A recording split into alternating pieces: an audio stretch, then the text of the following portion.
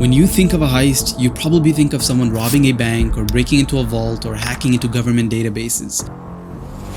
But how often do you hear of a heist that robs almost an entire continent? Not only that, but it robs a modern estimate of 45 trillion US dollars? You heard that right. Not millions, not billions, but tens of trillions of dollars.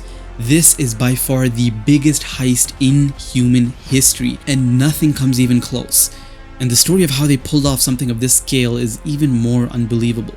What you're about to witness is the story of how a small private company from a poor country ends up becoming the only mobile nation on the planet, disguising itself as a corporation. I mean, they literally had their own currency, raised their own armies, waged their own wars, and enforced their own laws with no care whatsoever of what their government had to say about it. I mean, they were too big to be stopped anyways. They traveled the world, conquering everything in sight. They were responsible for taking England from being a small, poverty-stricken island to becoming the wealthiest nation on the planet, renamed to what we know today as the British Empire. They were the first multinational corporation. They were the first company to try and bribe politicians, lobbying them for their own policies. The first company to cause a nationwide financial crash and still get bailed out by the government. And they were the first company to orchestrate a military coup to install a puppet ruler for their own interests. The list feels like it never ends. When you look at the United States of America today and its deceptive tactics to maintain control over the world, you'll see as you watch this video where they got it all from. Once again, this isn't simply colonization. This is truly the biggest heist in human history, and we are about to see how they pulled it off step by step. So I hope you guys are paying attention, because by the end of this video, you'll probably never look at history or even corporations the same way ever again.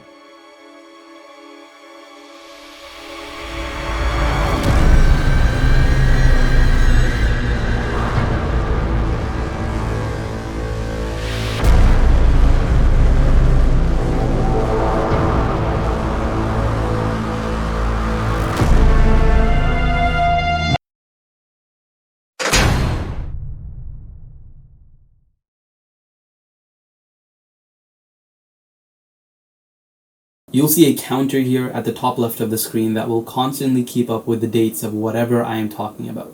On the top right here, you'll see a general sequence of events for each chapter. Both of these counters are going to be important in helping you keep up with the complex interplay of events and remember how each connects to the other in the bigger picture of the story.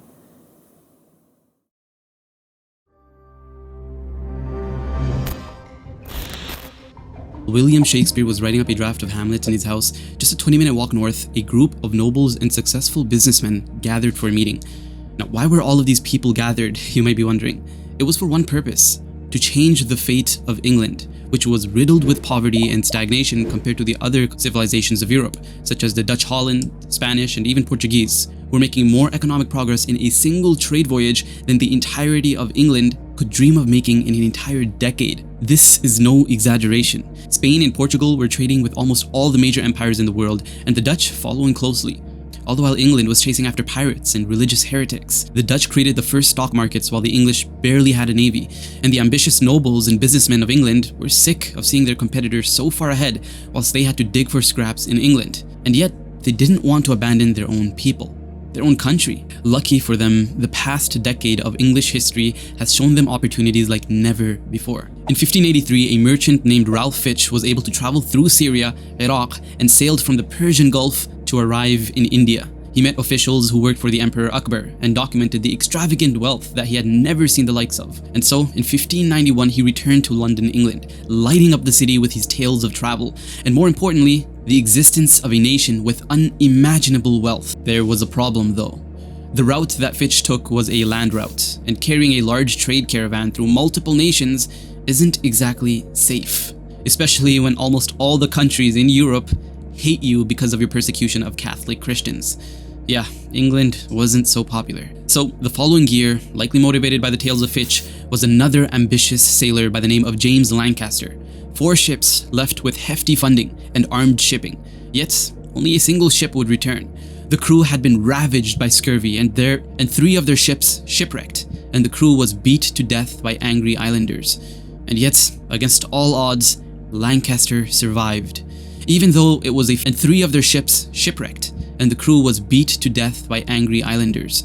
And yet, against all odds, Lancaster survived.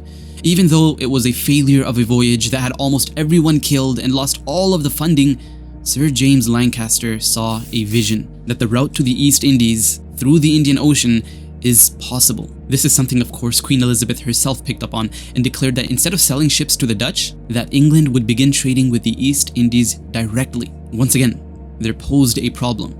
It was too risky and expensive. Okay, so this part is a little bit complicated, but it's still vital to understand the story. The existing trading companies in England, such as the Levant Company, operated through fixed partnerships.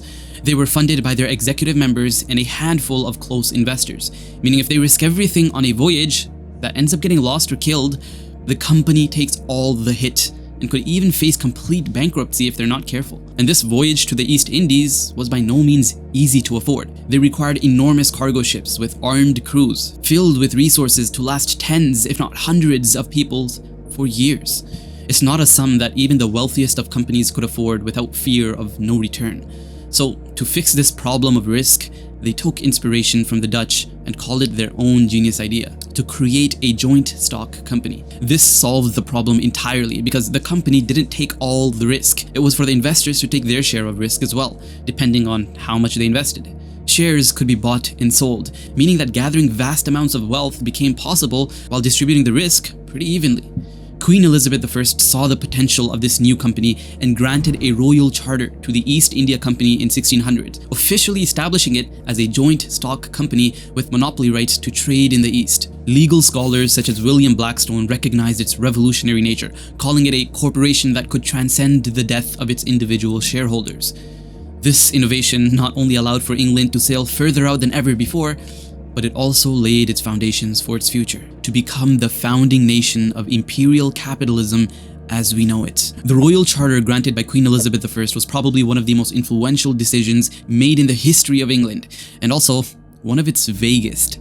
The charter allowed for the East India Company officials to have complete control over all English subjects in Asia. They could mint their own money, raise their own fortifications, make their own laws, wage their own wars, conduct an independent foreign policy, hold their own courts, issue their own punishments, imprison English subjects, and even plant English settlements wherever and whenever they wanted. You would think that after hearing all of this that the East India Company is almost as autonomous as the Queen herself.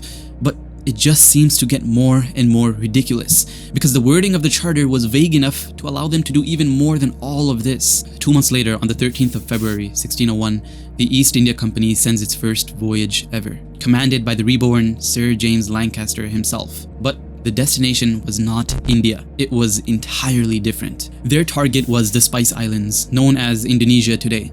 Now, why would they choose spice over the dreams of wealth in the Mughal Empire that Sir Fitch came with? It's simple, really.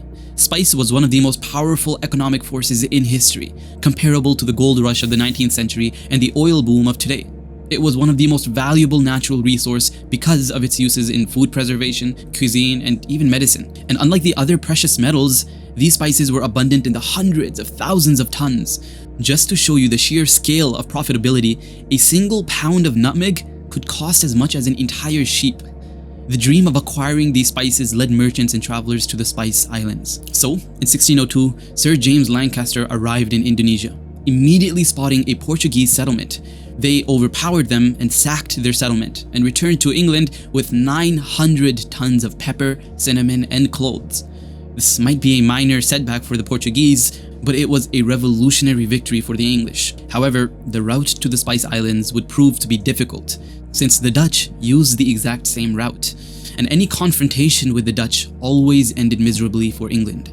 So, because of their inability to take control of the sailing route and secure themselves within the Spice Islands, the East India Company settled for a less competitive sector of trade: fine cotton, fabrics, and precious jewels, all 3 of which were found in the Mughal Empire, or modern-day India. So, in 1608, the first East India Company vessel set its anchor down on Indian soil, led by Captain William Hawkins.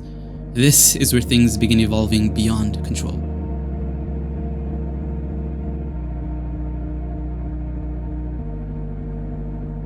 The first thing Captain Hawkins noted was that if they wanted to do anything in India whatsoever, they needed to establish a good relationship with the emperor himself. Force was just not an option. Considering the sheer power that the Mughal Empire held, and to meet the wealthiest monarch in the world, it was not an easy feat by any means. It took Hawkins an entire year just to reach Agra and get a meeting with the emperor. And he only got that because he faked his identity as an Afghani noble, which was quickly seen through when he met the emperor face to face. After an attempt to convince the emperor to allow the East India Company to establish a base in the empire, Hawkins realized Jahangir did not care at all about his business ideas. Before he could make another attempt, the emperor sent him away in 1611 with the gift of an Armenian Christian wife. He struggles of trying to come and talk everything out. Nothing more was made of it. It probably feels like this mission achieved pretty much nothing. But mind you, this was the first impression that will lead to many more. 2 years later, Captain Thomas Best, representing the Crown, sails to India on the infamous Red Dragon ship, facing off against the Portuguese navy near the port of Surat, India. The battle was decisive in favor of England, which shocked local rulers and traders who never saw the Portuguese ever lose. News that the English had just defeated the Portuguese offshore reached the Emperor Jahangir, who was finally impressed for once. And the reason he was so impressed was because there was nobody else that could bring a counterbalance to the Portuguese control of trade. He needed this counterweight in order to bargain. So this would completely change the game for how negotiation happened on the price of goods. Following this news, Jahangir issued a royal decree allowing the East India Company to establish a permanent trading port at Surat, which is modern-day Gujarat. According to the charter, the East India Company is permitted to trade freely in the region, build warehouses and housing, and even establish an official presence protected under Mughal law. The East India Factory in Surat becomes the first permanent English base in India. It is soon followed by other factories in Madras, Bombay, and Calcutta, which are all stepping stones to the eventual colonial takeover. Now, Queen Elizabeth hears this news and immediately sends a royal envoy to represent the crown and formalize the newfound relationship with the Mughal Empire. This envoy, led by Sir Thomas Roe, arrived in 1615, but any attempt at conversations of business and trade with England bored Jahangir, who was way more interested in arts and exotic things. And after a long conversation, Roe realized Jahangir did not give a crap about England and the English people. This was further confirmed when Roe saw Jahangir spend an entire hour chatting to a Sufi sheikh he randomly encountered on the streets during his travel. An old man with ragged and patched clothes was treated with more kindness and familiarity than any ambassador or envoy that Roe had even seen. It was a level of humility he'd never seen amongst nobles and kings back in England. As terrible of an attempt as this one was, Roe began noting what the emperor loves and hates, what he respects and what he ignores. And this precise attention to the people in power would allow the East India Company over the next 200 years to operate skillfully within the Mughal system, learning the correct court etiquette, bribing the right officials, and in time, outmaneuvering all of their rivals. By now, 2 other factories had the East India Company rolling in cash. Winding back a few years, while Thomas Roe was persuading Jahangir for the first time, another East India Company agent known as Captain Hippen was sent to a land further to the south, known for its fine cotton, dyed fabrics, and most importantly, for its jewels and diamond mines. This is the kingdom of Golconda, ruled by Muhammad Quli Qutub Shah, who founded the new city of Hyderabad and constructed the iconic Charminar landmark to make Hyderabad the capital of the kingdom. However, even though this is Muslim land, it was a separate kingdom, not officially part of the Mughal Empire. Hippen sailed to its key port, Masulipatam, where he successfully negotiated with some light-hearted bribery permission to establish an East India Company factory. This is going to play a crucial role since it lies outside of Mughal interference and away from Dutch and Portuguese naval control.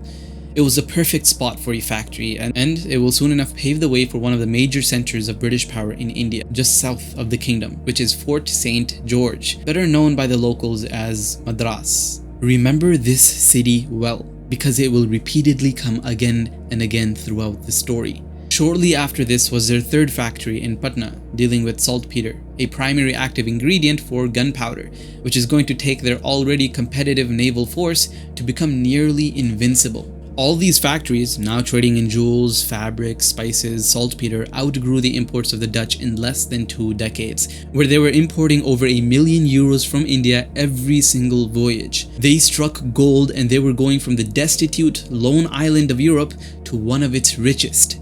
England even paired its golden boy, the East India Company, with the Levant Company to start exporting to Italy and the Middle East as a middleman. By the 1630s, the company's balance sheets were rolling off the table. People were literally queued up in these long lines just to buy stock shares of the East India Company. From here on out, they only continued to expand their relations in the Mughal Empire and Deccan Sultanate surrounding it. They had some insane negotiations in Madras that led to the governor pretty much saying, "Do whatever you want to win. I'm anxious for the area to flourish and grow rich." These concessions never happened before, giving so much autonomy to the East India Company. To no surprise, the EIC, East India Company, builds civil administration, starts applying its own laws and customs, and even had its own police force governing the place. Understand this. Madras became the first English colonial town. By the 1670s, they were even minting their own coins. This changed the game. Like, are they even a company anymore? Or are they a nation? We are about to figure that out pretty soon. The second colony that England would control was a result of a surprising reunion. After seeing the success of England, other countries wanted to normalize with them instead of bullying them. So, in 1661, King Charles II of England married Catherine of Braganza, and a political dowry was given from Portugal to England. That dowry were the 7 islands of Bombay, now known as Mumbai. The Portuguese thought of it as worthless, swampy islands. Portugal was desperate for its allies as it's been in war with the Dutch for decades now, and Spain was becoming increasingly hostile. At the same time, England needed an ocean base, which Bombay proved exactly to be. After this deal, Bombay became the main center of East India Company operations throughout Western India, whilst Madras was the main center for Eastern India. 1658 marked one of the most crucial turning points for the Mughal Empire with the rise of Aurangzeb Alamgir, the new emperor of the Mughal Empire. The English began treating the colonies in India like their own backyard with little empathy for the native people of those lands. They opened private prostitution houses and drunken bars, which spread degeneracy and created a hatred for the English people, who commonly addressed them with slurs that I will not use in this video. England not only created factories, courts of law, and police forces within these colonies, but they even built large Anglican churches to spread Protestant Christianity wherever they settled, which also ticked off the Muslims and religious Hindus in that colony. This would all lead to the first conflict between the East India Company and the Mughal Empire. In 1681, Sir Josiah Child became the governor of the East India Company, and this was not a good sign. Sir Child was reckless, short-tempered, and greedy like nobody else. When he heard the EIC factories in Bengal complaining that they are constantly screwed over in trade, abused, intimidated, even by the Nawab of Bengal himself, Josiah Child flipped. He sat in the company's court in Leadenhall Street, London, and wrote, "We have no remedy left, but either to desert our trade or draw the sword His Majesty has entrusted us with. To vindicate the rights and honors of the English nation in India, we must seize what we can and draw the English sword." Child not only underestimated the Mughal Empire, but he really couldn't have picked a worse time. The Mughals just conquered Bijapur and Golconda. Remember the place of jewels and diamonds I mentioned earlier? Both of which were extremely wealthy, independent Deccan sultanates, which are now under Mughal authority. Aurangzeb, the emperor of the richest kingdom of earth, was now unrivaled in the region, and their entire army was completely ready and available for combat. This was not a war, nor even a battle for them. And every single EIC factory in the Mughal Empire was seized, and every EIC operative was expelled. The East India Company had no option but to beg for peace and return of their factories. They even petitioned the release of their operatives who were being paraded through the streets of India in chains and tattered clothes like thieves and murderers. Aurangzeb, after hearing their plea and humiliating them for 4 years straight, actually decided to forgive them and return their trading privileges, completely unaware of what this would eventually lead to. The EIC immediately locked in on their most valuable settlement, which was Bengal. If Golconda was the home of diamonds and jewels, Bengal was the home of fabrics and silks. And in the late 17th century, Bengal was the wealthiest place in the entirety of the Mughal Empire. As the author William Dalrymple says, the company wanted to make money, and Bengal, they soon realized, was the best place to do it. Meanwhile, the company directors back in London were realizing their true strengths. By 1693, the company was buying favors from official ministers and parliamentarians, and they bought these favors not by paying them in cash, but paying them with stock shares of the East India Company. And the reason they did that was to make sure that it went through under the table without anyone realizing. The bribery even went as high as a Solicitor General and Attorney General. An investigation exposed everything, and this was on news all across the world as the first corporate lobbying scandal ever, which found the EIC guilty of bribery and insider trading, something they would repeatedly do again and again. This led to the Lord President of the Council being impeached and the Governor of the East India Company being imprisoned. Local politics was never their strong suit. Foreign politics, on the other hand, we'll see how they recover from the humiliation Aurangzeb put them through. Aurangzeb was still the impenetrable wall of the Mughal Empire for the East India Company, even after his forgiveness of their attack. He set higher tariffs on European goods, positioned his army men to guard key trading ports instead of allowing the East India Company to have their own guards, and most importantly, he had a strong vision for the future of the subcontinent. He was by no means easy to manipulate, which is exactly what the East India Company wanted. He was quite literally the final defense against this hegemonic company that was drunk with greed. As Aurangzeb expanded into the surrounding Deccan territories, local trade routes became unsafe, often being hijacked by pirates and peasants, leading to even more losses for the East India Company on top of the tariffs they were already paying. However, near the end of his life, Aurangzeb could not suppress the rebellions that were consuming the empire due to his implementation of Shariah without being entirely connected with the rest of the Ummah, which was primarily the Ottoman Caliphate at the time. Hindu rebels and rural peasants would team up with the Marathas, who were a warrior class from Maharashtra, to attack Mughal supply trains and destabilize Mughal power. They grew powerful over time, to the point that the Mughal army would end up retreating to their stronghold in the Deccan territory, specifically Aurangabad. Aurangzeb himself would lead the armies to conquer lands in the Deccan area, but every time he conquered a land and turned his back to it, looking to conquer another place, the previous one would already be taken over. This would happen again and again, fort after fort, until Aurangzeb himself wrote, "So long as a single breath of this mortal life remains, there is no release from this labor and work." The Marathas were only the start of it. The Jats of the Ganjatik Doab, Sikhs of Punjab, and Hindu Rajputs of Rajasthan all joined in the rebellion. Landowners openly battling tax assessments were common, and banditry was so widespread that Italian traveler Giovanni Gemelli Carreri complained that Mughal India did not offer travelers safety from thieves at all. Military expenses continued to stack upon one another. Officials were not paid enough, nor were they paid on time. The whole thing was a mess. Cracks in the empire became fissures, then crevices, and were now looking to become entire ravines. For the first time in Mughal history, the treasury struggled to pay for the basic costs of administering the empire. And Aurangzeb himself would write in his Ahkam Alamgiri, "There is no province or district where the infidels have not raised a tumult. And since they are not chastised, they have been established themselves everywhere. Most of the country has been rendered desolate, and if any place is inhabited, the peasants have probably come to terms with the robbers." And at Aurangzeb's death, he would write a letter to his son Azam stating, "I came alone and I go as a stranger. The instant which has passed in power has left only sorrow behind it. I have not been the guardian and protector of the empire. Life, so valuable, has been squandered in vain. God was in my heart, but I could not see him. Life is transient. The past is gone, and there is no hope for the future. The whole imperial army is like me, bewildered, perturbed, separated from God, quaking like quicksilver. I fear my punishment, though I have firm hope in God's grace. Yet for my deeds anxiety ever remains with me." You can understand what it feels like, carrying the burden of sacrifice for the greater good. Over a century of watering down Islam and violating God's law, still claiming Islam as your deen, the emperors of the past have attempted to warp Islam to fit their own desires, and Aurangzeb decided to bring that all to a stop. This is a story we would see repeat again and again during the reign of Sultan Abdul Hamid Thani, who would have to essentially live the same life, a sacrifice for the greater good after over a century of oppression and delusion being widespread. Aurangzeb would pass away on the 20th of February 1707 in Khuldabad, right beside the Deccan base of Aurangabad. To his last breath, he held it together and never allowed British colonialism to gain traction. What would follow his death is an entirely different story.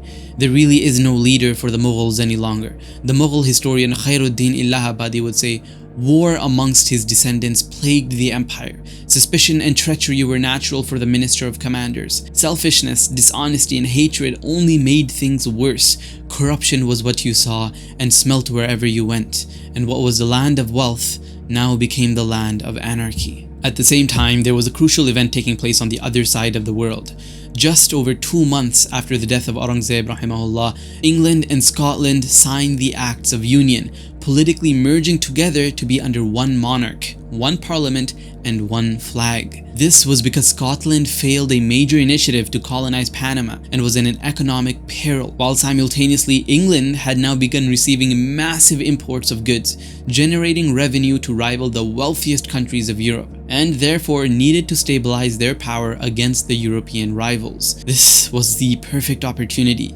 The new entity is hereby known as the Kingdom of Great Britain. But before we now talk about this new empire, allowing the East India Company to take over India, there's one last piece of the puzzle you need to understand for this chapter. And it's the bloodiest and darkest one: the Persian sack of Hyderabad. Now that Aurangzeb has died, from here on out the term Mughal is to be understood loosely, not as a single united empire with one authoritative emperor, but as a fragmented empire with more of a figurehead as an emperor, struggling to hold on to his own capital in order, much less the rest of the empire. Many other cities that are still considered under Mughal authority are nearly independent and have a lot of hate for the Mughal emperor himself. It is now a perpetual struggle for power on who will take the most control of this once great empire. One group in particular seemed to rise above others. After the death of Aurangzeb rahimahullah, the Marathas surged in power, officially rivaling the Mughals in the region in strength. They controlled a lot of western India and southern India. But outside the borders of India was a far worse power: Nadir Shah Afzal, a child born into a low-class family but with an extremely cunning mind. His military talents, paired with his tough and ruthless personalities, quickly turned him into the leader of the Persians, bringing an end to the Safavid rule.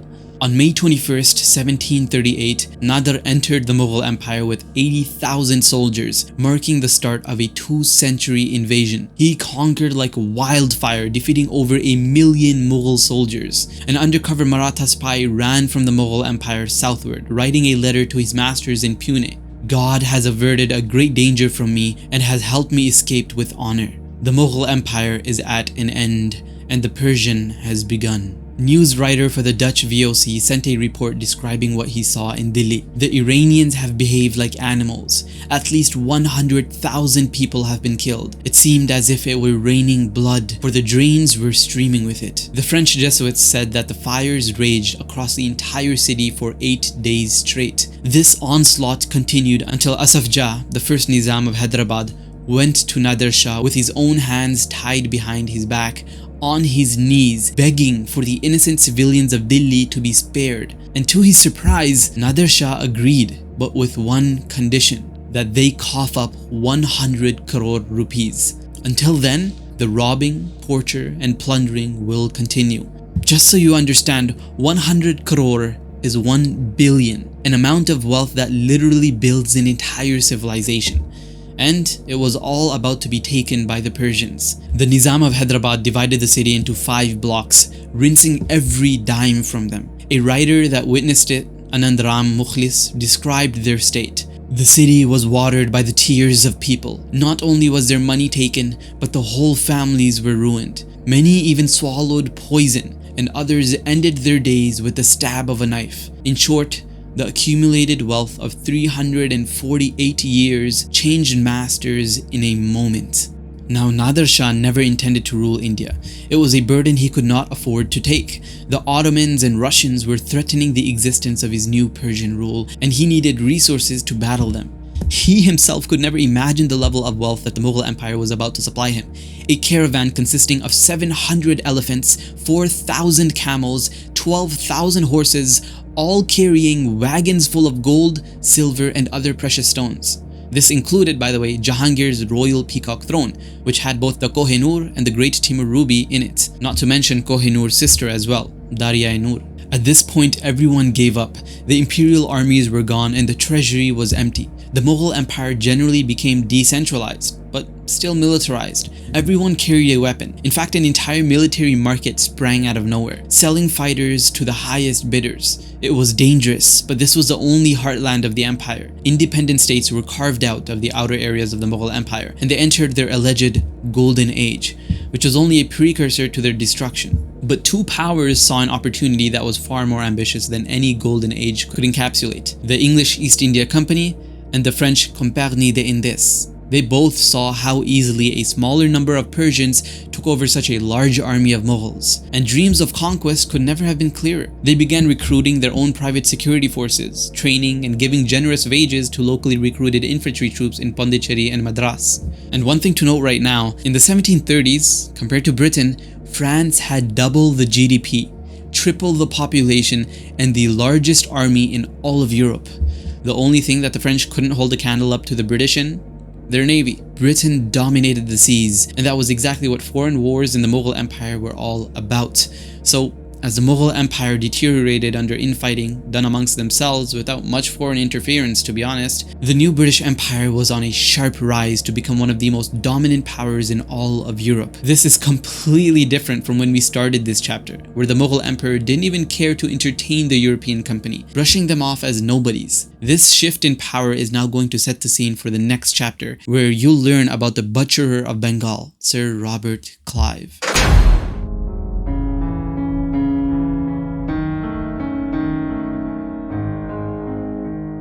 On a mission, I was sent to establish regular trade deals with the empire in India.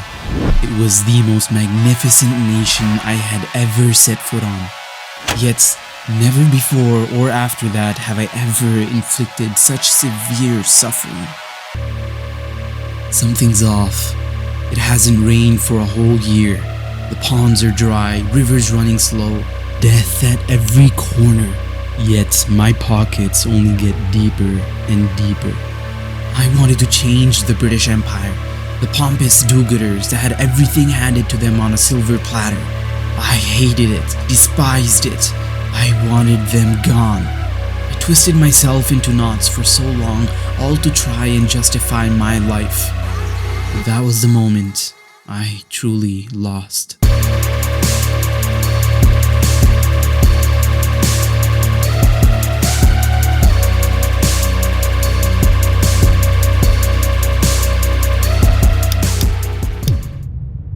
This single individual is going to reshape this entire story like nobody else. He is the main villain, and his story is nothing short of tragic. He was born on September 29th, 1725. He wasn't born in nobility or some wealthy family, but they were still well off. He was known growing up for his short temper and mischief. He always got in fights at schools and then expelled just to do the same thing at another school. But he had a knack for writing and speaking. So, in 1742, at the age of 17, Clive joined the British East India Company as a writer. His first mission was in Madras. He sailed over, started exploring the New World and documenting operations. Just 3 years later, in 1745, he would write a letter back home to his father, stating how he never had a single good day ever since leaving his home country. And then he proceeded to try and kill himself. This event right here is going to spell Clive's attitude towards India for the rest of his life. He deeply hated this place. But things changed a few months later. The French company, led by General Dupleix, attacked Clive's base in Madras and actually took it over. Clive was fired up because he loved getting in fights, and that's what he was known for in his childhood after all. The Mughal Nawab of Carnatic really needed the East India Company in Madras, so he sent out 10,000 soldiers to take it back, which he thought was more than enough to take on 700 French troops. It wasn't. Once again, technological advantage and strategy proved superior than sheer numbers. The sad part of all of this is that the French General Dupleix knew this was still in over-preparation because he was told by a Tamil merchant that 1,000 French soldiers with their muskets, cannons, and mines could conquer all of South India. When he heard this, Dupleix responded to the merchant and told him that half the number of soldiers and only 2 cannons would be enough. This was a technological and strategic disparity that would leave the Mughals even weaker than they already were. But with British backing, they had a chance against the French. A series of wars would take place between the French and British with local Mughal rulers involved. This was known as the Carnatic Wars, and by 1752, Clive manages to capture Dupleix's nephew, Jacques Law, along with another 2,000 French troops. This was a massive victory for Clive and the biggest loss ever for Dupleix, who was described as falling into deep depression, not attending mass nor eating dinner any longer. It was not long before Dupleix himself had his base sacked and escaped back to France in disgrace. Clive returned to Madras as a hero. His own father sent him a letter from Britain saying, "Your conduct and bravery has become the public talk of the nation." So now that he made a name for himself, he decided to get married and settle down back in London with no hopes of returning to India, a place he still hated more than anything. Clive was still naive outside of the art of war, specifically in local politics. He became an extremely wealthy man after his conquests in India, and he decided to get into parliament by using that money and buying the votes of people. He failed pretty bad and went broke before being able to win any seats in parliament. At the same time, India was becoming an absolute mess. French control was returning, and the East India Company needed Clive back in the field because his aggressive personality with a devil-may-care mindset gave him reckless triumphs. Nobody could do what he did, so they promised him the position of lieutenant colonel, and with it, gave him a generous pay. Clive saw his opportunity to make back his money in India as well. This was an offer he could not afford to refuse, so he packed his bags and sailed to India once again, returning to his house in Madras. Now that he returned, the next few months would build up to perhaps the most unexpected events in world history, the Battle of Plassey. So follow the story with me here. To understand what happened at the Battle of Plassey, you need to know Bengal inside out. Specifically its port city, Calcutta. It was the capital of Bengal for the East India Company because it was the most active trading port. Bengal was sacked by Maratha armies in the 1740s, killing 400,000 Bengalis, with another massacre in the 1750s, which had a scorched earth mentality, destroying everything in sight. Throughout all of this, Calcutta remained strong and safe. Why? Because the Marathas were no match for European artillery. This led to mass migration of Bengalis, and actually Indians as a whole, to Calcutta. Within a decade, the population tripled. This was all due to the feeling of security from Maratha attacks. It became diverse and wealthy, with lines of warehouses for 3 whole miles down the river bank, new buildings all over the place, a British school and playground, a Protestant church, a hospital, burial ground, and even their own prisons. All of this when the population of Calcutta was only 0.5% European. This no longer felt like a town in India. It was getting closer to Europe. A foreign-owned company town. That's what Calcutta in Bengal became. And along with the wealth came the degeneracy of the Europeans as well. Shrestari writes that because of mixed schooling for boys and girls, well-born girls sometimes fall in love with low-born youths and are covered in scandal which neither threats nor punishments can control. So their fathers are obliged to drive them out of the house. The streets are full of innumerable such once well-bred girls sitting on pavements. Brothels are advertised with pictures of prostitutes hung at the door, the price of one night written up with the furnishings required for revelry. Please just try to understand. Calcutta was a city where you could make a crazy amount of money in just a few months, then lose it all in mere minutes on a wager table. Death from disease became extremely common. Every year, 25% of European soldiers died in India. This made the men that survived stone-hearted. They would briefly cry over their dead best friend, then bid on all of his belongings and even his Bengali bibis. This meant that Calcutta was full of young men and an expensive town to live in. However, the East India Company didn't have complete control. In fact, there was a class still above them in Bengal, looming in the shadows, controlling almost everything. This is, of course, the Jagat-Sets, otherwise known as the world bankers. They were the Rothschilds of the time. It started in Hyderabad after Murshid Quli Khan used the bankers to collect taxes instead of the army.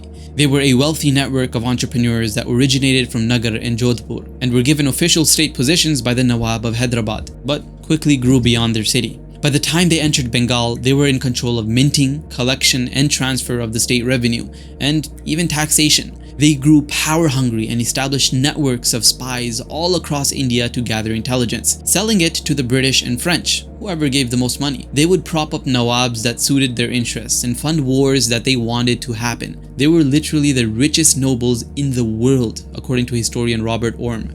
And because of their relentless greed, they would end up having similar interests to the East India Company merchants, leading to their intimate relationship to control areas of India. The East India Company merchants would borrow hundreds of thousands of rupees every year from the Jagat-Sets in agreement to increase profits and pay it back, which they would. Blind for power, they would end up propping up one of the most ruthless Nawabs in the history of India, the bloodthirsty prince Siraj ad-Dawla. After his grandfather died, there was a battle amongst his successors for the throne. The Jagat-Sets backed one particular faction because they saw him as an easy tool to control. So they gave loans for his military campaigns and helped him successfully seize the throne. They were pretty confident in their analysis because their previous coup they manufactured with Ali Vardi Khan worked splendid, and Bengal's revenue increased 40% during his reign. But they underestimated the extent to which this newfound power would corrupt Siraj. The 24-year-old Nawab now expressed his impulsive drives of lust, greed, and pride so openly with no remorse, no morals, no discipline. One of his close East India Company partner, Jean Ally, described his reputation as the worst imaginable. Ghulam Hussain Khan was actually his cousin, working under him at the time, and he described him in detail here. You can pause and read all of this, but he pretty much says that his lust knew no borders. Doesn't matter if you're a man or a woman. If he liked you, he's taking you. He insulted the highest level commanders and generals that served faithfully under him. He never asked anyone for their opinion on any matter, whilst he himself was ignorant of the world and how it worked. In fact, he would kill the most important people within his ranks in the middle of a military expedition if they dared to piss him off. He was as hated as the pharaoh himself, and whenever people met him, they used to say, "God save us from him." His worst mistake was getting into qualms with the Jagat Sets, who he himself sidelined from politics, and now the Jagat Sets are gonna want payback. But that comes later in this story. As for now, he wanted no rival to his power, neither local nor outside of his kingdom in Bengal. So he set out on a bloody march to annihilate his neighboring kingdom of Patna, governed by Shaukat Jang. What he didn't expect, however, is one of his intelligence officers cutting his march short, telling him that the East India Company is going against state orders by building defenses in Fort William or Calcutta without permission. Not to mention, they were giving asylum to the enemies of Siraj ad-Dawla secretly. Siraj ad-Dawla was furious and completely rerouted his army to head to Calcutta. Things are about to get a lot more serious for the East India Company. Siraj was moving unbelievably quickly, covering 130 miles in a mere 10 days despite the hot weather of June. All the while, the incompetent EIC governor of Calcutta, Roger Drake, was busy laughing with his buddies on the threats sent by Siraj ad-Dawla, considering it a foolish bluff. And then, 13th of June, the army of Siraj was spotted marching straight to Calcutta. 70,000 men ready for war. When Drake saw it, he ran around in a frantic mess, trying to gather whatever men he could for defense. But he could only muster up an army of 515 men that were barely ready for battle. Less than half of the army were actual fighting men. Even now, they could not imagine the weight of the situation, considering what terms they would negotiate if they were to lose. In fact, they're soon to realize that there is no such thing as terms nor negotiations. This is Siraj ad-Dawla we're talking about. The 16th of June, heavy artillery begins firing into the town by the army of Siraj. And by the evening, the army had crossed the ditch and broken through all defenses. What followed was truly horrifying. Every house was pillaged and then burnt after. The army entered the great bazaar, seeing the innocent inhabitants. No mercy. Everyone was killed in cold blood, and no arrangements were made by the EIC to protect the inhabitants. Instead, the EIC troops retreated to the central stronghold of Gaul. They stood their ground for a painstaking 6 hours before they were defeated, but many more retreated to the only place left, the fort. In the 19th of June, they sat together, planning to cut a path through the dock to retreat to their ships. While this planning was going on in the council chamber, their meeting was cut short with a cannonball that broke through their walls, injuring many and causing panic. Some gave up right then and there, surrendering themselves.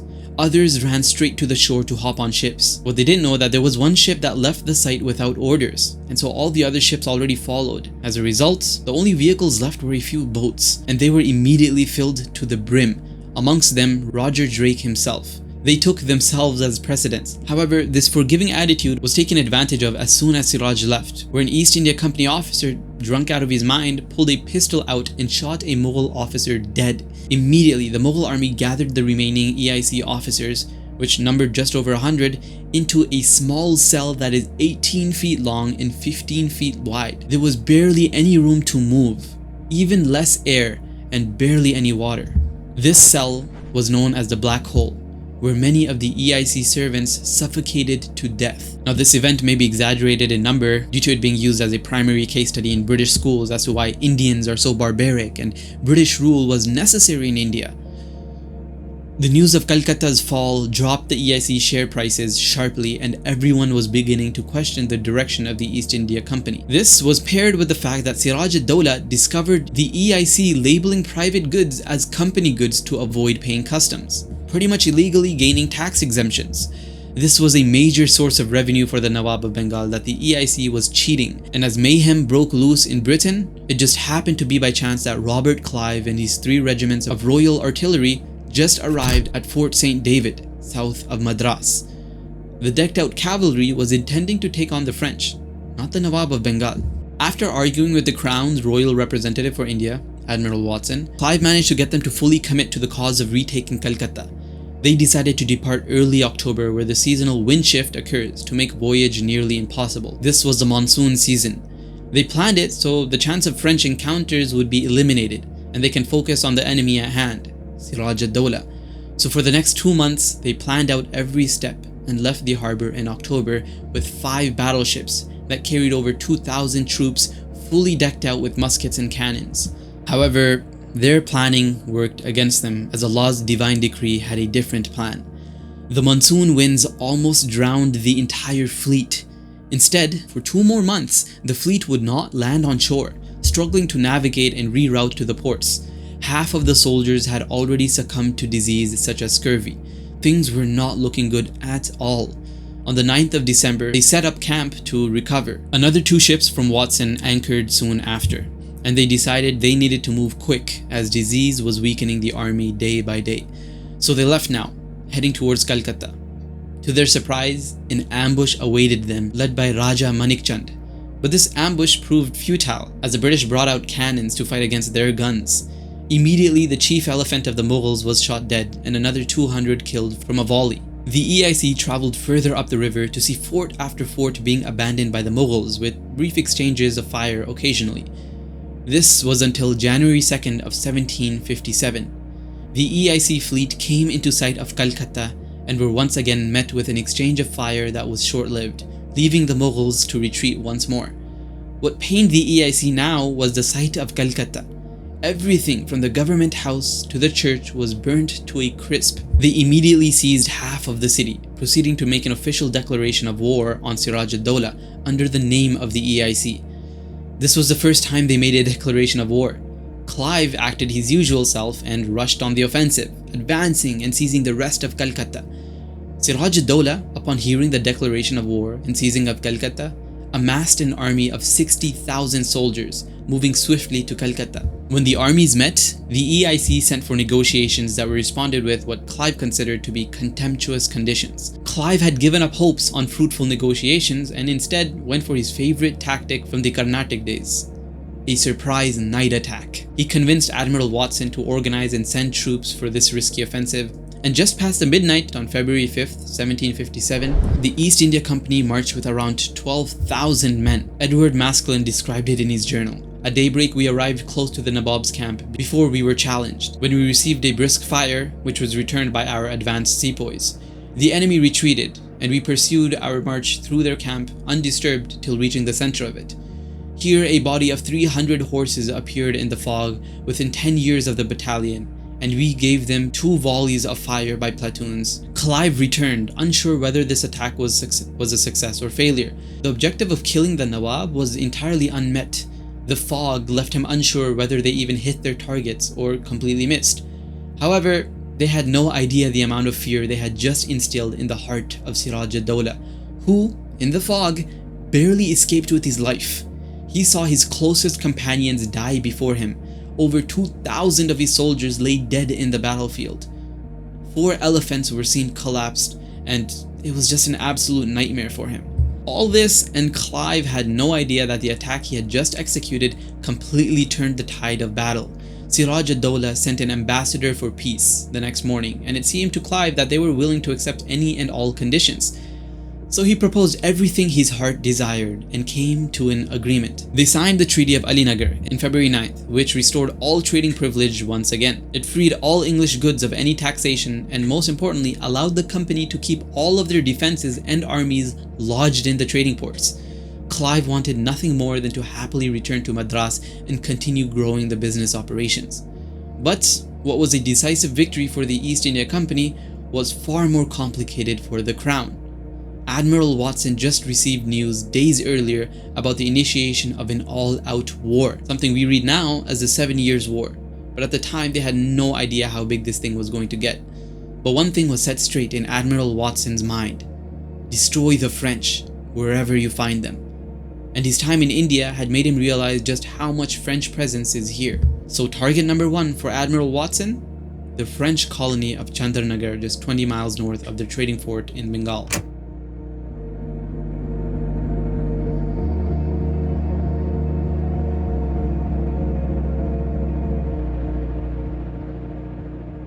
Now this is where tides truly change. When Admiral Watson started his attack on the French colony, Siraj hesitatingly sent a relief for the French and then called them back. When the AIC won the battle, Siraj sent them 2 leopards and a note of congratulations. His attempts at allyship were in vain, as his impression was already made firmly on Clive. This guy is a self-interested rat that will sell anyone for his own gain. On top of this, Siraj's own court was plotting against him.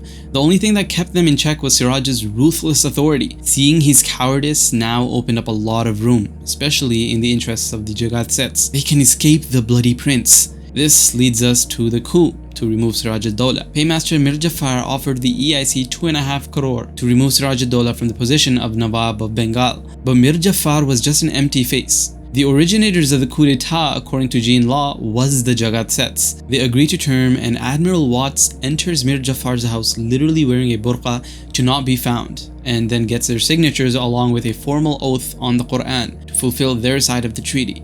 And so the plan to dethrone Siraj ad-Dawla commenced. In the 13th of June 1757, Sir Robert Clive sends an ultimatum accusing Siraj of breaking the treaty, and a group of 3,000 men were sent towards Plassey. At every advancement by Clive, a letter was sent to Mir Jafar and the Jagatsets to follow up. No replies. Panic started to settle. It was a rare crisis of confidence for Clive, who wrote, "I am really at a loss how to act at the present situation of our affairs." After a short relief, Clive does shura with his council, and a majority actually votes to cancel the campaign. But Mir Jafar finally sent a letter pushing for it. Clive, glad at a response for once, decided to go all in. After arriving at the encampment, Clive was growing anxious at the disappearance of Mir Jafar, and soon after, his worst nightmare came true. Siraj's forces came out of their encampments and immediately surrounded the company army. The numbers favored Siraj easily 20-1. Clive climbed up to the roof of his hunting lodge to see what was going on, and he couldn't believe it. 35,000 infantry, 15,000 cavalry, 53 pieces of heavy artillery, an innumerable number of elephants, all covered in scarlet armor that glistened under the sun. There were trains of oxen carrying heavy cannons. Man, it was incredible. Truly a sight to behold. And yet the part that shook Clive the most, it was that the whole operation was being superintended by a team of French experts, meaning they knew what they were doing. With their backs to the Hooghly, there was no option of escape. Whether or not Mir Jafar was gonna show up, the option was one and only one: to fight to the end. 8 AM in the morning, a barrage from a cannonade began the battle, immediately taking out 30 of Clive's troops. The company retreated under the muddy river bank to recuperate. Now this mud bank would prove to be their biggest ally, as it prevented their heavy artillery from passing through. For hours on end, it was a game of chicken on different sides of the bank, until divine will ordained for something nobody expected. The skies began to darken at what was supposed to be the brightest part of the day. Thunder began booming and a monsoon storm broke out in the battlefield. The entire field almost instantly became a muddy swamp. The company kept their gunpowder in a dry safe, but the Mughals didn't, which was a big mistake. Their guns and cannons both went silent because it was all wet. And an even bigger mistake is that they expected the same situation with the East India Company. So the Mughals confidently charged forth with a group of 5,000 Afghani horsemen, and this is where the battle truly broke into flames. The guns and cannons from Clive's troops nearly wiped out the force coming at them. The tides of battle completely flipped, and Siraj's army fled back into their tents. At the sight of this, Major Kilpatrick advanced into the abandoned Mughal posts. Clive saw this and began to threaten Kilpatrick with arrest for disobedience, not knowing that this rebellious move would win them the battle. It was this specific mood that Edward Maskelyne noted as the shift in tide. At the same time, a huge portion of the Mughal cavalry on the west side began to retreat. This Mughal cavalry was, of course, Mir Jafar's forces, as he promised Clive. And so the other Mughal forces followed suit. This is where Clive saw the vision and went all in. He pursued Siraj and his troops for 6 miles, passing more than 40 abandoned cannons and tens of tents filled with resources. Siraj ad-Dawla fled separately on camel, only to be captured a day after. He was brought back to Murshidabad for execution, where he begged for mercy. The young prince, only 24 years old, was publicly hacked to death. Clive was now anxious for his pay of 2.5 crore rupees, which immediately made him one of the wealthiest people in all of Europe. This was 300 boats filled with treasures. Clive wrote to his father, "I have brought a revolution scarcely to be paralleled in history." And though exaggerated, he wasn't far off. This was the first time a commercial company gained real political power. It was no longer just one of many trading companies. It was now a king, an almost autonomous power. The Maratha plunder of the 1740s was etched in history as a violent and oppressive plunder, but the EIC plunder that was even greater and more oppressive was seen as a great victory, even though it was far greedier and permanent. It would mark the start of a millennium of asset stripping by the company that would even leave the British Empire appalled. The new Nawab of Bengal, Mir Jafar, could not keep up with the job. I mean, who's going to take a man who murdered the previous Nawab and only seized the throne with foreign aid seriously? The EIC may have thought of Siraj's dethronement as a great business move for the company. They didn't realize, however, that this undermined the authority of the Nawabs as a whole. They were now seen as easily discarded and weak in the eyes of the public. Clive most definitely saw this reality, as he would repeatedly entertain the idea of taking over Bengal as a whole. He even wrote to the EIC at the end of 1758 that with only 2,000 Europeans, this flourishing kingdom will be ours. These were only passing thoughts, and in February 5th, 1760, Clive would return to Britain with his wife Margaret. Before he even landed, the entire kingdom was gossiping about the tales of wealth he would be bringing home. And when he finally did land, he spent his wealth extravagantly. The entire British economy exploded with inflation, and the Annual Register of Britain, Edmund Burke, wrote, "He may with propriety be said to be the richest subject in the three kingdoms, Wales, England, and Scotland." Whilst Britain enjoyed Clive's treasures, Bengal sunk into anarchy. 3 rebellions broke out that year back to back, and Mir Jafar had been proven to be powerless in face of them. Even the Jagat Seths refused to help, recognizing they backed up an actual loser into power. The EIC took advantage of this by setting up private business that dominated local markets and refused to pay customs tax and fees. They were like termites, spread out and carving their own territories of trade in Bengal.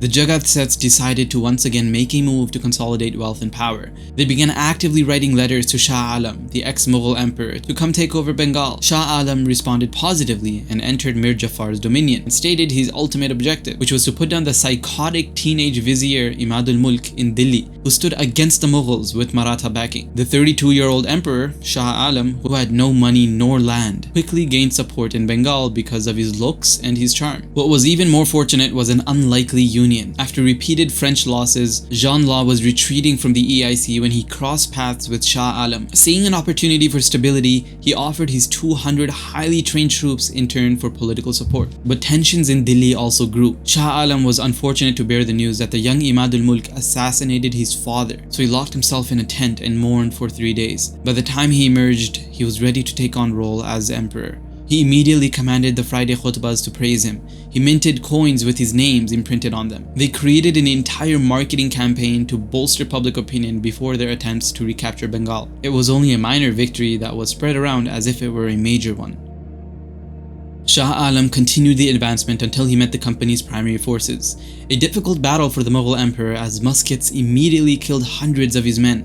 He feigned retreat as he prepared a light cavalry to move swiftly east and flank the enemy. The plan worked, and they were able to overcome the company in this battle. But this would prove to be their pinnacle. On the 15th of January 1761, the Mughal emperor was cornered by several EIC battalions. Mir Jafar simultaneously bribed Shah Alam's commander to his side, and the outcome of the battle was decided quickly. Now, Shah Alam and Law had dinner the night before. Law explained how dire their situation is, and that they must leave Bengal. But Shah Alam states he could not bear the mockery of the people if he were to retreat. Law saw the emperor deserted in battle, even by his own commander. But instead of surrendering and following the traitors, Law decided to muster up what he could of courage. This continued on until Law saw the emperor himself fleeing from battle. Shah Alam turned his back on his own people. The remaining soldiers dropped their weapons and ran away. The French general, Jean Law, abandoned and alone, stood in front of the EIC army with a singular gun.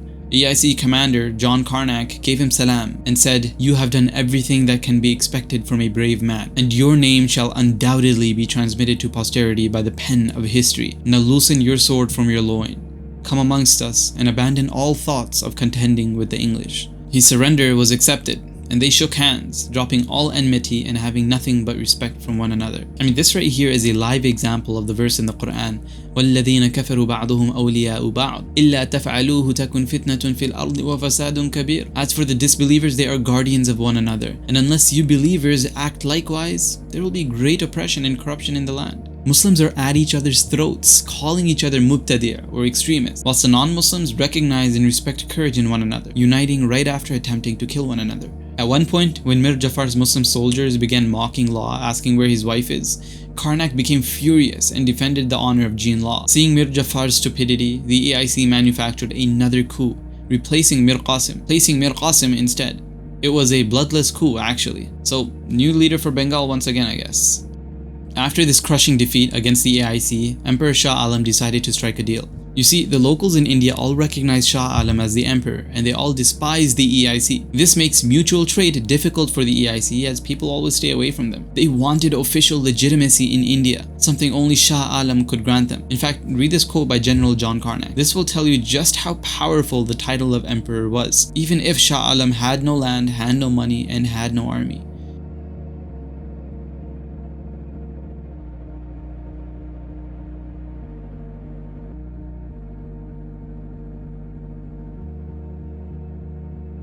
Shah Alam sealed the deal to grant the EIC legitimacy in India. In exchange, they spared him and granted him a position in the new empire. So Mir Qasim, new Nawab of Bengal, finally got to meet his emperor. He found the alleged Alamgir sitting on a makeshift throne inside the EIC opium factory. They arranged matters. Bengal would formally resume their annual payments to the Mughal Emperor of an enormous tribute of 2.5 million rupees, but almost all of it went to the EIC. The English gave the emperor a daily allowance of 1,800 rupees. And even this was short-lived. Shah Alam could not bear to live away from his red fort in Delhi, which was currently occupied by Afghanis that were hostile to Mughals. 3 months after the deal, on the 5th of June 1761, Shah Alam left towards Awadh, hoping to enter it. He met the Nawab of Awadh, Shuja ad-Dawla, a tall man, powerful as well. Bengal was left in the joint rule of Mir Qasim and the EIC. Over the next 2 years, Mir Qasim grew sick of the EIC, always abusing their trade privileges to undermine his rule and tank Bengal's economy for their own personal profits. And in December 1762, Mir Qasim decided enough was enough. He abolished all customs and duties taxes in the area, meaning the company had no advantage to local Indian merchants any longer. But this only exacerbated the growing tensions. By March of 1763, violence broke out between Mir Qasim and the EIC. EIC officers had their houses raided by officers in Bengal. British boats were stopped across the Bengal Bay. The talk of war became commonplace. It almost seemed inevitable. And Mir Qasim was inviting openly towards it. And to no surprise, at 1 AM in June 25th, the EIC factory gates swing open and EIC soldiers assaulted the city of Patna, Bengal, seizing control. War between the EIC and Mughals had officially started once more.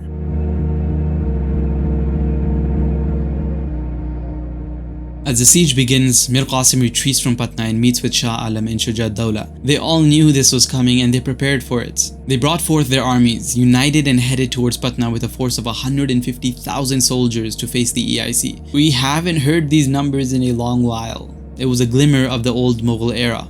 Before departing, Shuja ad-Dawla takes Mir Qasim and Shah Alam to take advice from a world-renowned poet and Sufi sheikh, Muhammad Ali Hazin. The sheikh sat down humbly at 72 years of age, surviving the terrible sacking of Isfahan and the sack of Delhi as well. However, everyone revered his insight and knowledge. Shuja ad-Dawla asked what the scholar thinks of the battle they are about to begin. To his surprise, he was told that the battle is already over. The Sufi sheikh elaborated that they lost regardless of their superior numbers because they have no discipline under order. All three leaders were warned by the Sufi sheikh to not leave, but they decided to anyways. And very soon they met with the army of the EIC face to face near Patna. The battle sprung with speed as Shuja ad-Dawla went headfirst with his army down the center and ordered his crack cavalry to flank. However, the strong defenses of the EIC had them all pull back until he realized nobody else is fighting. Mir Qasim is hiding in his tent. and so is Shah Alam. The armies of both leaders are standing in the rear simply watching the battle take place, not firing a bullet. He was enraged, sending his messengers to repeatedly make the leaders step up and command their armies, but it had little effect. For the next 3 weeks, it was a dwindling of the Mughal armies as the EIC defends their position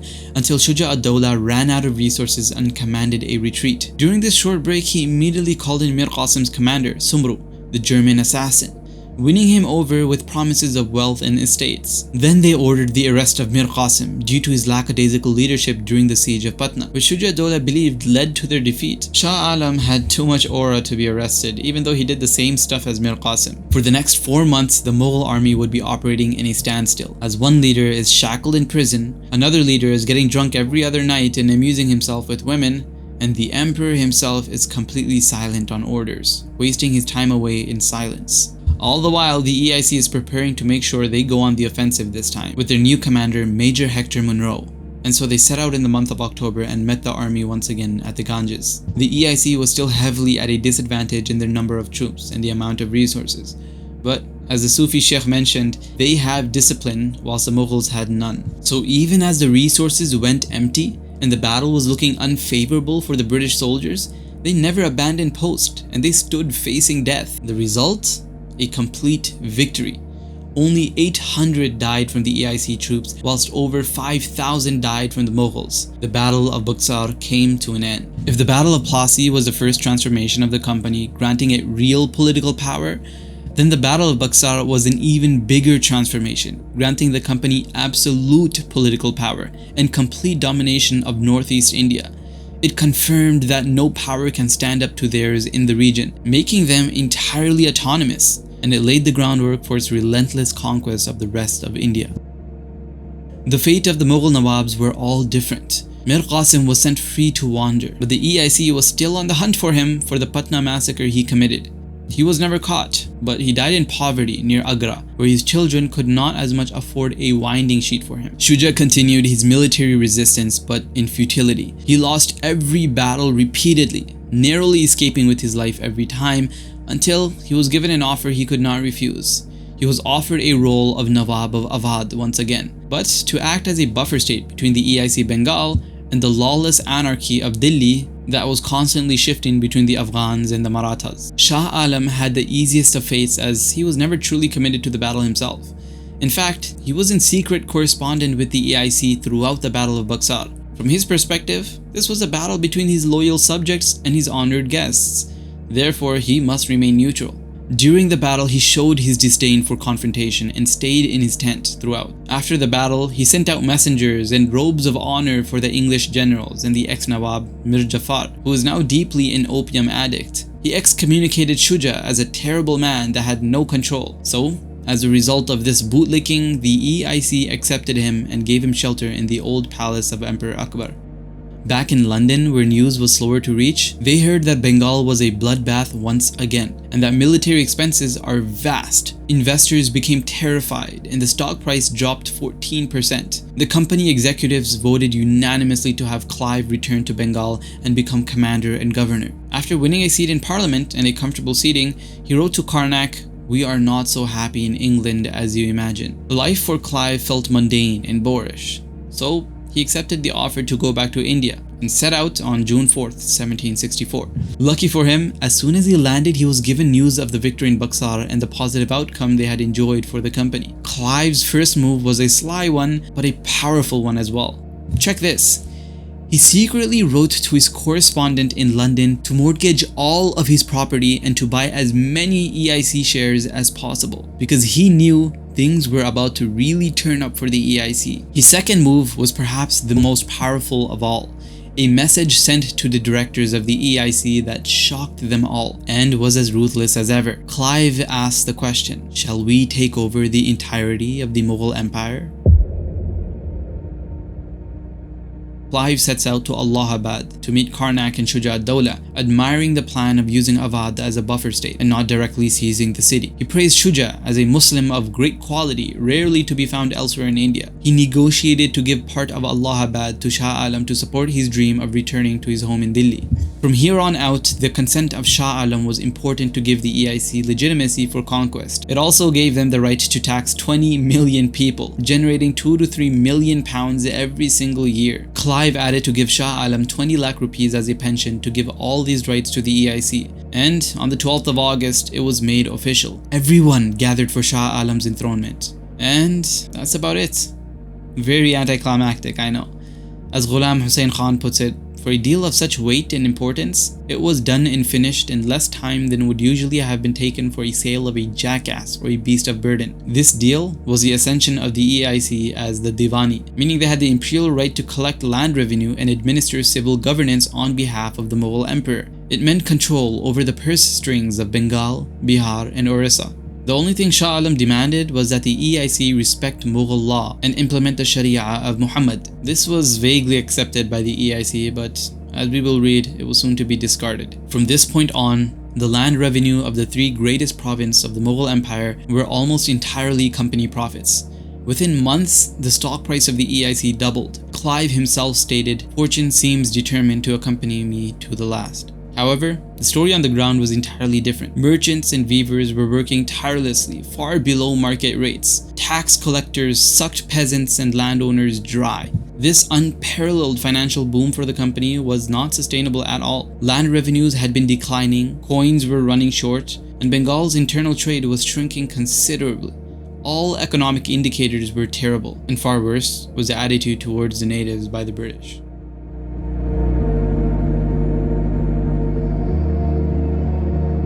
"1768 was the year of light rain in northeast India, and 1769 was the year of no rain at all. Fish ponds began drying, rivers running slow, and the primary source of food, rice grains, were disappearing to the heat. By February of 1770, it is said that 70% of rice crop had been lost. The price of rice had increased tenfold. Death from malnutrition became so common that by the end of the year, it is said that 1.2 million Bengalis died from hunger. That's 1 in 5 people. Hoping for rain, they were let down. A third year now, they suffered. Disease outbreaks like smallpox became a problem, even killing the figurehead, Nawab of Bengal, Saifud-Dawla. Sir William Hunter wrote, "How can I describe the misery?"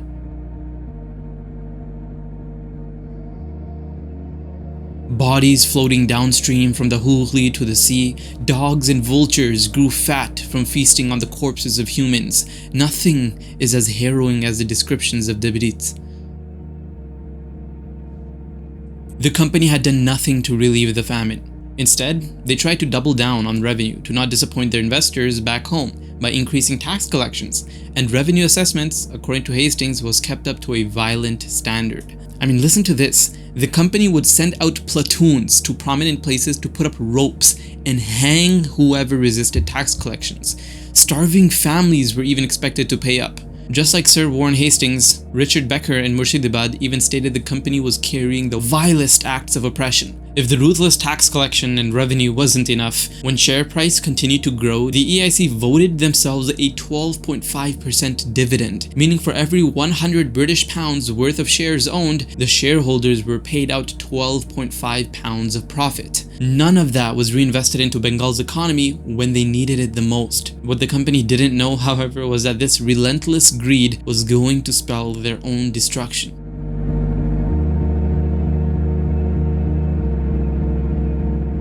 By the end of 1771, news reached London of the cruelty happening in Bengal. The mountain of corpses is far too large to hide. This was utilized by a man known as Horace Walpole, who wrote, "The groans of India have mounted to heaven, where the heaven-born general Clive will certainly be disavowed. We have outdone the Spaniards in Peru. They were at least butchers on religious principle, however diabolical their zeal. We have murdered, deposed, plundered, usurped. Say what think of you, the famine in Bengal, in which 3 millions perished, being caused by a monopoly of the provisions by the servants of the East India Company. All this is coming out, unless the gold that inspired these Boer wars can quash them." His words were echoed in the House of Lords by the former Prime Minister himself, William Pitt, Lord Chatham, At the start of 1772, the London Post published a series of graphic articles that would change public opinion drastically. They exposed the crimes and murders of the company. Gentleman's Magazine would publish Debryd's Confession of Bengal, warning the government the same cruelties in this island which have disgraced humanity and deluged with native and innocent blood the plains of India, down with that rump of unconstitutional power, the East India Company, the imperious company of East Indian merchants. The sentiments against the company were spreading like wildfire. The following months, India became a regular dinner table discussion in Britain, and Clive's name in particular was charaded. He was given the nickname Lord Vulture, based on a fictional characterization of him. By June, the Haymarket Theatre hosted a play named The Nabob, which was a nickname given to those British aristocrats that made their wealth in India, based off of the Indian term Nawab. This play painted the EIC as the worst of the worst. The main character of the play, Sir Matthew Might, is a nabob, using his Bengal loot to marry into nobility and corruptly bribe his way into election in parliament. So you can imagine how people viewed the company and any Britisher that had ties to India. This summer would prove to be fatal for the EIC. A particularly impulsive ex-employee of the EIC had a deep-seated hatred for Clive after a fallout between them in Bengal. He used the atmosphere of criticism and exposure to publish perhaps the most destructive piece of literature against the EIC. It was called Considerations of Indian Affairs. It had a level of credibility superior to the other works because Bolts was in Bengal working with the EIC and Nawab Mir Qasim. He was a whistleblower, but his hatred for Clive had him exaggerating claims and even adding slander to his name to make it as bad as possible, which, as wrong as it is also deserved for these criminals. All of this was to build up to his proposed solution. The British Crown must take over Bengal as part of the British Empire and regulate the EIC heavily as subservient to the Crown. He painted the EIC as an entity that was becoming too wealthy to be controlled by any nation, provoking urgency in the Crown to take action.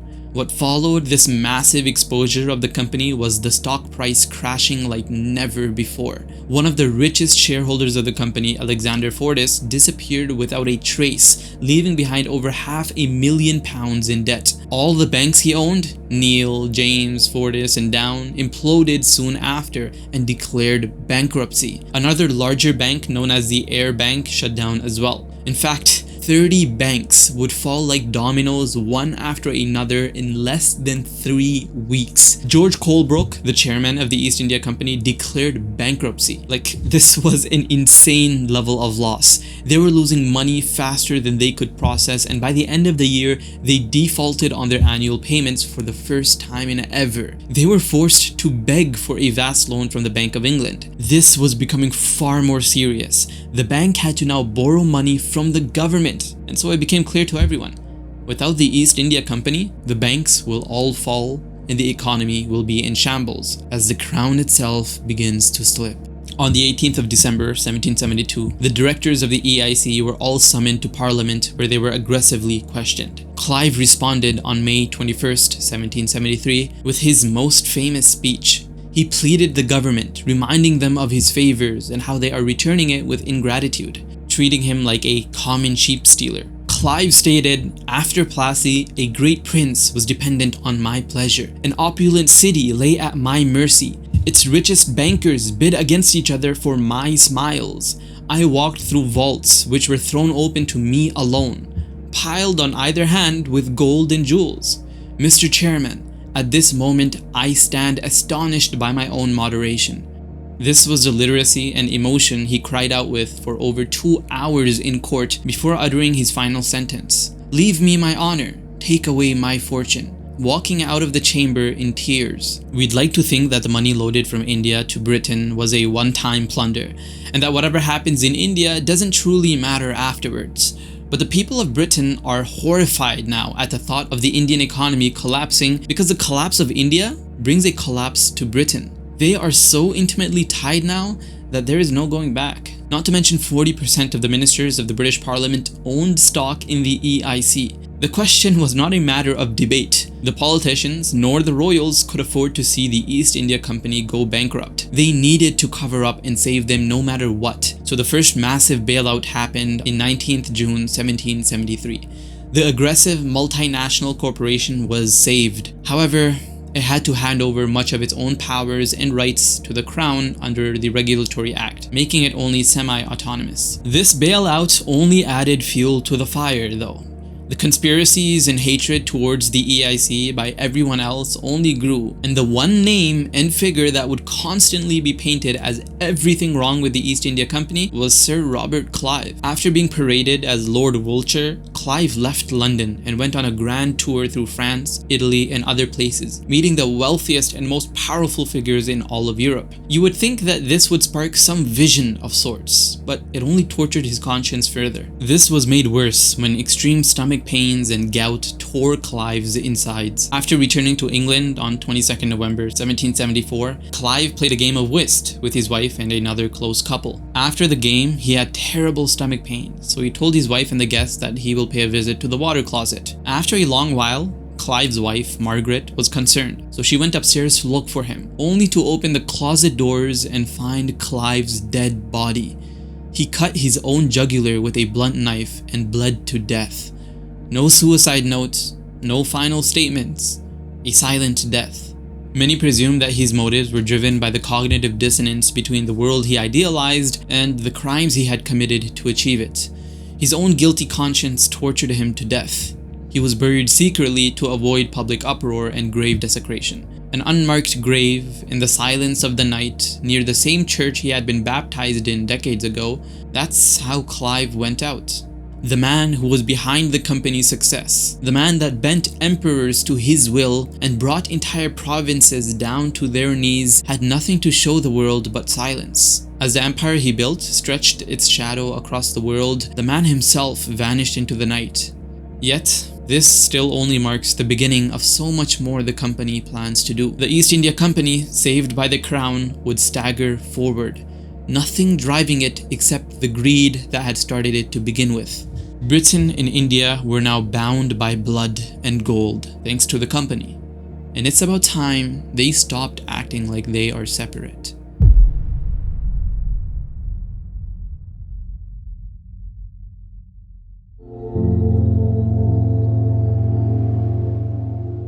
Wow, that was a long one. Okay, so this video is over, but the story is far from it. And man, is there one roller coaster of a ride left. I'm going to be making a part 2 of this where we're going to learn about the fall of the second in command in India after Robert Clive, whose name is Sir Warren Hastings, after whom the EIC gets a taste of their own medicine under the leadership of Hyder Ali, and even more so under the leadership of his son, Tipu Sultan. There's another attempt at liberation led by Shah Alam that results in the EIC conquering Delhi and then becoming an even more powerful entity than ever before. The emperor lived through such severe trials that it's surprising he had any will to live. His father was assassinated by the EIC-backed Nawab, Imadul Mulk. At the Rohilla invasion of Delhi, he saw his own daughters and wives get raped, and then he was blinded with hot needles stabbed into his eyes. The khutbahs across the nation raised his name as emperor, but he wandered with no army, no land, and no power. A puppet for the British that lived on a fixed pension and had his name used to legitimize British colonialism. Then, things finally escalate into the global stage where Tipu Sultan uses global geopolitics to take down the East India Company. He makes alliances with the Ottoman Empire and France. Napoleon Bonaparte himself would work with Tipu Sultan to strangle British control over the East. That is until 1833, where the East India Company is changed forever. But that's a story for the next video. For now, I want to take the time to thank you for watching the video. If you found it interesting, please share the video with others. Send the link to your friends and family. To keep up with more videos like this, make sure to subscribe and turn notifications on. Liking the video and commenting also helps the algorithm push it out, so I would love a few seconds of your time to help me here. If you want to keep up with my resources, books, and just general thoughts, join my Discord channel below. And until next time, Assalamu alaikum wa rahmatullahi wa barakatuh.